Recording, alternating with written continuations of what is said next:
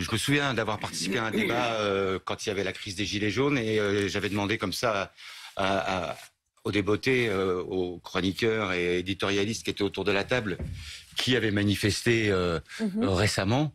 Et là, il y a eu un blanc incroyable, c'est-à-dire que les gens parlaient de quelque chose, enfin, les journalistes prenaient position sur quelque chose qu'ils ne connaissaient pas. Donc la moindre des choses, voilà, c'est de parler de ce qu'on connaît et puis aller respirer la bonne odeur de la lacrymo ou de la palette qui brûle. Mais donc hier, précisément, vous vous êtes mobilisé lors de la grande journée de mobilisation. Vous étiez à Paris? Oui, mais c'est-à-dire que depuis que Macron a été élu, je passe ma vie sur les grands boulevards. Donc à un moment, ça commence à fatiguer. C'est-à-dire qu'on a tous envie de faire quelque chose de notre vie. Voilà, de passer du temps avec sa famille, de couper du bois, d'aller courir... de se balader avec ses chiens, etc., de profiter de la vie. Mais depuis que Macron est là, c'est vraiment... c'est un embarras, ce président, c'est terrible, quoi. Qu'est-ce que vous retenez de la soirée d'hier? Il y a quand même des images qui resteront. Je retiens une incroyable mobilisation. La 9e journée, et les gens reviennent toujours, de plus en plus nombreux. Et puis là, il y a quelque chose de tout à fait inattendu et quasiment inespéré. C'est la conscientisation express des jeunes. C'est-à-dire que, je ne sais pas comment ça se fait, mais ils ont tout compris en l'espace de 15 jours. Et donc, si les mômes, ils descendent dans la rue et qu'il y a la convergence des luttes avec les salariés en grève, alors on gagnera. Vous pensez que les jeunes peuvent permettre de faire la différence? Bah oui, parce que évidemment, quand un mouvement de la jeunesse s'engage dans une lutte sociale, c'est la fameuse, c'est la technique du dentifrice. Quand il sort du tuyau, on rigole, on se brosse les dents, etc. On en met partout. Mais après, quand il s'agit de le faire rentrer dedans, et puis les CRS et les forces de l'ordre, ils vont quand même ils vont y regarder à 2 fois avant de taper sur des gosses. J'espère. Ils ont eux-mêmes des enfants. On est en train d'assister à quoi, là? Enfin, nous sommes un pays, une nation, où les travailleurs se font taper dessus par d'autres travailleurs. Et ça, c'est l'œuvre de M. Macron. Mais on est dans une dystopie totale. Selon vous, la prise de parole du président de la République, en tout cas, a redonné du souffle à cette contestation. Oui, mais même vous qui étiez découragé lorsque vous avez... pas découragé, mais... Bon, vous commenciez à vous dire, bon, là, on va où, quoi? On peut pas faire sortir comme ça les gens sans arrêt de chez eux pour venir manifester, protester, etc. Voir, comprendre à quel point les ordures ménagères, elles sont ramassées tous les jours par des gens qui se lèvent à 3h, 4h du matin et à qui on annonce... Enfin, ces gens-là qui étaient en première ligne, on sort d'une pandémie. Enfin, je veux dire, quel est le sens politique de cet homme? Quel est le sens politique? Quel est le flair politique? En est-il seulement doué? A-t-il seulement conscience de ce qui se passe à l'extérieur des hauts murs de son palais? En tout cas, je peux vous dire une chose, c'est que les manières de roi et les fronts prosternés, c'est terminé. Classe, il y en a marre.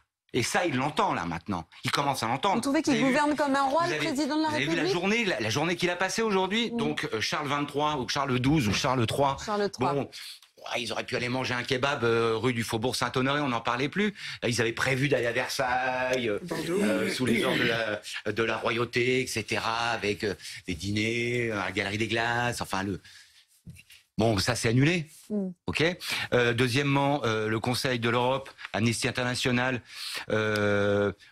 condamne les images de violences policières. Et la presse internationale se rit de nous. Enfin, se rit de lui, pardon, pas de nous. Parce que nous, le peuple français, on est en train de susciter des vocations. Enfin, les pays européens, ils se disent, mais enfin, bon, attends, mais les Français, finalement, ils ont peut-être tout compris. Je veux dire, la vie, c'est quand même pas de creux au boulot, il y a d'autres finalités, quand même. Ouais. Mais vous parlez du président de la République, vous parlez des violences policières, vous parlez de sa prise de parole, du 49-3, de l'annulation de la venue du roi Charles. Je parlais, c'est un peu une journée de merde qui vient de passer, là. La petite cerise sur le gâteau, c'est le fait qu'il devait aller au Stade de France ce soir. Il y était. Il me semble qu'il y était. Ah non, il n'y est plus allé. Oui, il n'y est plus allé. Alors, en revanche, voilà. ce que l'on sait, alors typiquement... Et pourquoi? Parce qu'à 49 minutes et 3 secondes, le Stade de France a hué.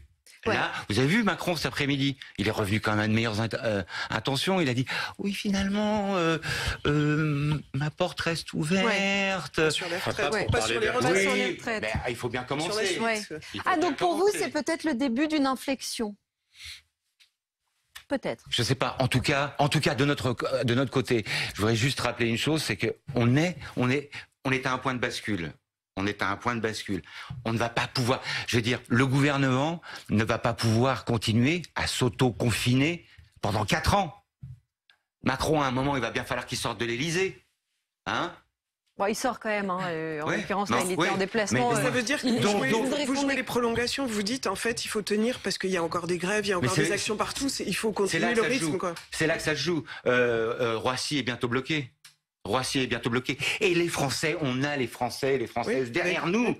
Il y a 70% dans un sondage qui est paru dans le Figaro. Ouais. Dans le Figaro. Oui, Et il met tout le monde d'accord. Hein. sauf que le risque, c'est génial. le risque C'est- qui vend c'est- le Bollock, Tout c'est le monde que d'accord contre lui. si Mais ce mec est magique. si d'autres Magique soirées Macron. ressemblent à celle d'hier soir, peut-être que l'opinion publique pourrait basculer. Ça, c'est quand même un risque. Vous en êtes conscient, non? Je crois pas. Non. Je crois qu'il est allé trop loin. Juste Non, savoir mais- si Macron il déchaîne un peu la haine, parce qu'on avait eu ça un peu avec Sarkozy, est-ce qu'il n'y a pas un truc spécifique sur Ça va Macron? au-delà. Hum. Je pense que ça va au-delà. Ouais. Je veux dire, je ne comprends pas. Qui parle à l'oreille du président? Qui parle à l'oreille du président?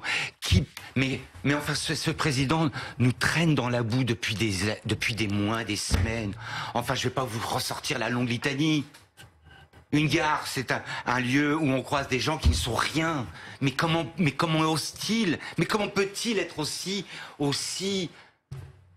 je trouve même pas On les sent que mots. c'est épidermique quand, Mais quand je vous trouve parlez. pas les mots. Mais moi, je parle en mon nom propre. Mais il y a 70% des Français qui pensent la même chose que moi et qui aujourd'hui, ils sont prêts à voir la France cul par-dessus tête parce qu'on a un obstiné, parce qu'on a Melon 2000, parce que si la mégalomanie se mesurait, il serait à Sèvres, il servirait de maître étalon. Enfin...